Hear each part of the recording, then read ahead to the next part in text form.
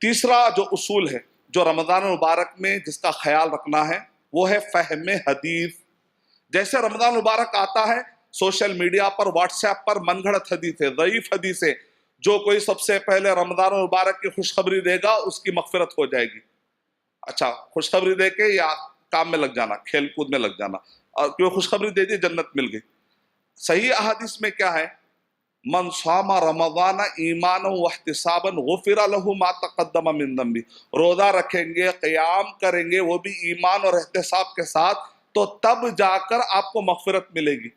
لیکن کوئی بھی اگر خوشخبری دے دے کہ رمضان مبارک آنے والا ہے تو آپ کی نجات ہو جائے گی، یہ ضعیف روایت ہے، من گھڑت روایتیں. ایسی روایتوں سے اپنے آپ کو بچانا چاہیے.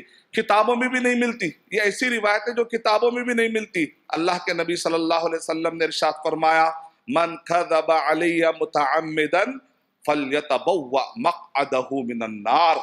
جو کوئی مجھ پر ایک حدیث گھڑے گا اس کو چاہیے کہ وہ اپنا ٹھکانہ جہنم میں بنا لے. اور صحیح مسلم کے مقدمے میں امام مسلم رحمۃ اللہ علیہ نے ذکر کیا اگر کوئی آدمی خالی سن کر کہتا ہے کہ ایسا ہوگا بغیر تحقیق کرے گے تو اس کے جھوٹے ہونے کے لیے کافی ہے. کفا بالمرء کذبا ان یحدث بکل ما سمع. اللہ سبحانہ و تعالی ہمیں ایسی غلطی کرنے سے بچائے. بغیر تحقیق کے کوئی بھی حدیث کو آگے فارورڈ مت کریے. علماء کرام سے پوچھئے. مشہور حدیث جیسے رمضان مبارک آتا ہے ایک مشہور حدیث ہے کہ من ادا فریضتا کان کمن ادا 70 فریضتا. جو کوئی رمضان مبارک میں ایک فرض ادا کرے گا تو اس کو 70 مرتبہ فرض کا ثواب دیا جائے گا. ضعیف روایت ہے، کانکوکٹڈ، فیبریکیٹڈ، یہ تو من گھڑت ہے.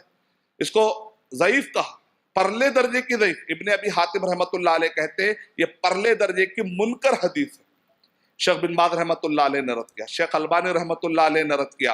امام ابن خزیمہ رحمۃ اللہ علیہ نے صحیح ابن خزیمہ میں باب باندھا باب ما جاء ان صح الخبر.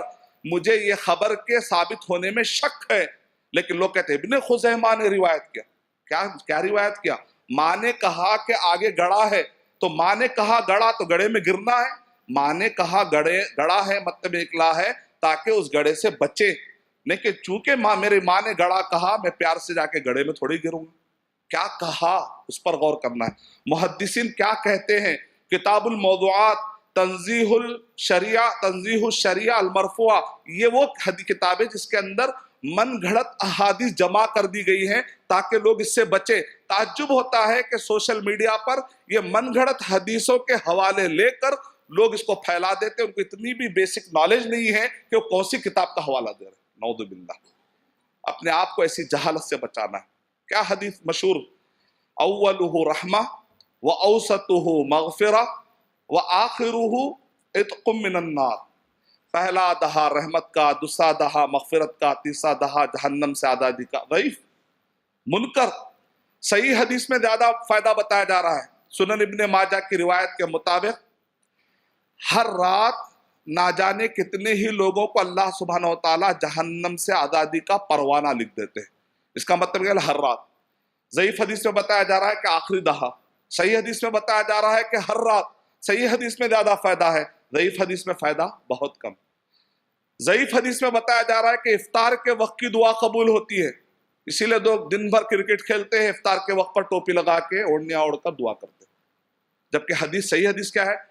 3 لوگوں کی دعائیں رد نہیں کی جاتی. اس میں سے ایک یہ ہے دعوت الصائم حتی یفطر. سحری سے لے کر افطار تک کی دعا قبول ہوتی ہے. یعنی پورا دن، آپ کا جو پورا دن ہے، یہاں تک کہ رات میں بھی جہنم سے آزادی. گویا کہ رات اور دن دعائیں قبول ہونے کا ٹائم ہے. لیکن ضعیف روایت میں بتایا جا رہا ہے کہ افطار کے ٹائم پر روزے دار کی دعا قبول ہوتی. ضعیف روایت میں فائدہ تھوڑا ہے، صحیح روایتوں میں فائدہ زیادہ ہے. اسی لیے ہمیشہ صحیح احادیث سے اپنا لگاؤ رکھنا چاہیے. For authentic Islamic information, please log on to www.askislampedia.com.